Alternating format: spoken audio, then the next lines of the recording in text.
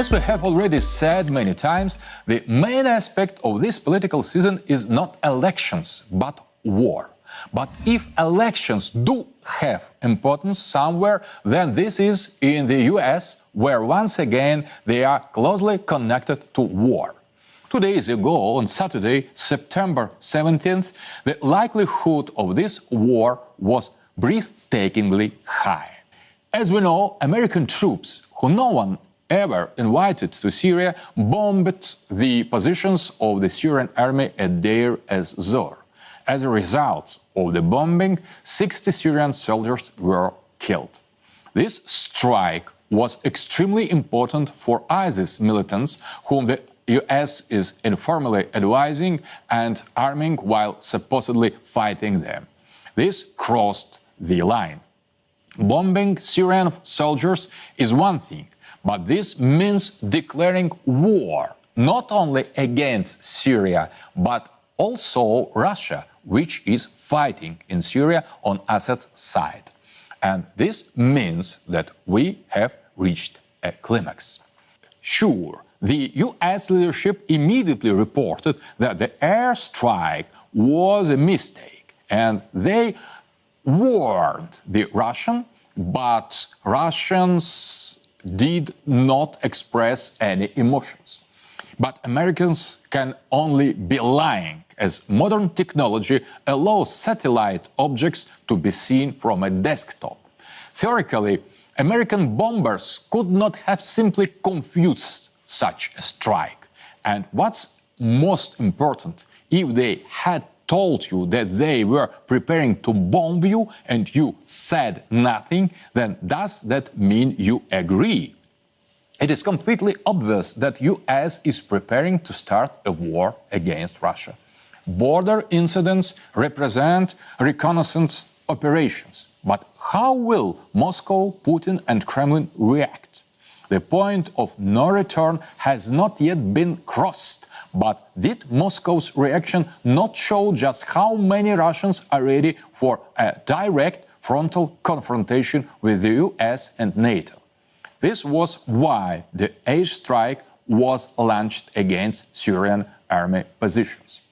The globalist US leadership obviously cannot rule the whole world. And what's more, the threat posed by Trump puts their control over America itself into question.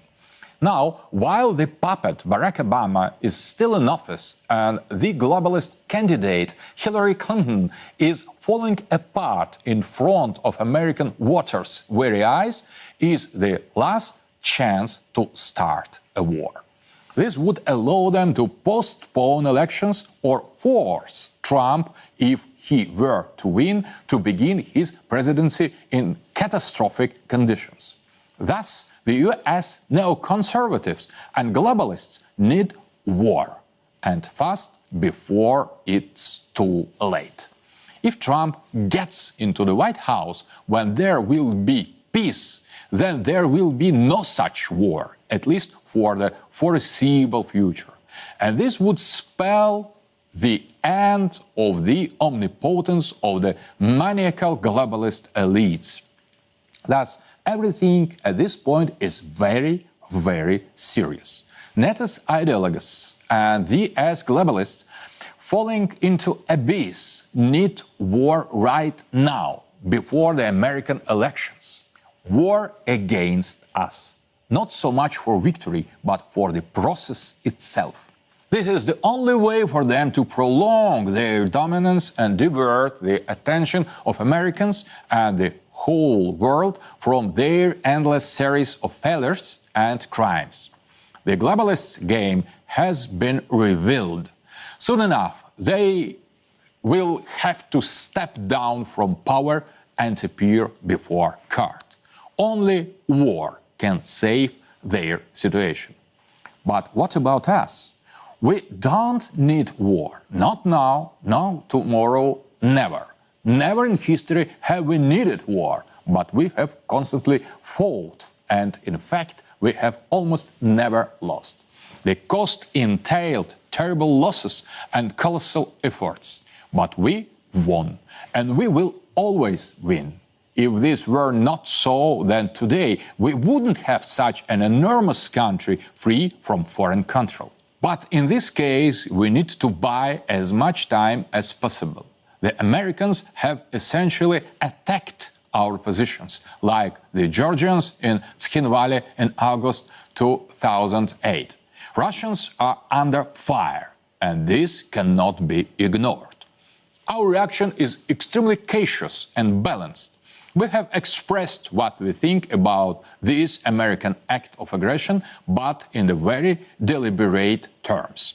The fatality of the situation lies in that if Washington decides to opt for war now, then we cannot avoid it. If they will insist and repeat the September 17th situation again and again, then we will have to either accept the challenge and go to war or knowingly admit defeat. In this situation, the outcome of the struggle for peace, which is, as always, fully in our interests, does not depend on us. We really need peace to buy time until November 8th, and then everything will be much easier. But will the collapsing colossus allow us this time? All the best. You've been watching Dugin's guideline on the rapidly approaching war. God forbid that this happens. But those who could pray, prayed on the eve of the First and the Second World War. In any case, our goal is always and only victory. Our victory. The Americans have been bombing our guys. A third world war has never been so close.